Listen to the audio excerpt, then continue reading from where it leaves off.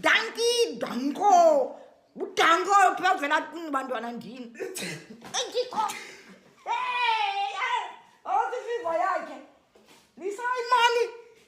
Tani fiva yakhe ikhuphela kumze. Tsek wena. Tsek. Si. Kumkulisa. Ay. Yanitana ba? Ngumuntu wakho. Hayi manisa wangifika ukutuki. Hayi manisa man, hayi uthiwa nto leyo. Hayi manisa kunesiva ukukhuphela kum. Check. Lisa. Ndingoku. Awuqala ukucheck man, bochopa nginyoko. Hayi mama. Lethini xa.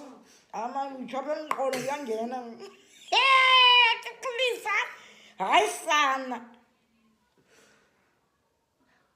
Anandisa man, sufuna ukuphinde uthi check kum. Uthi check kanye ntoni?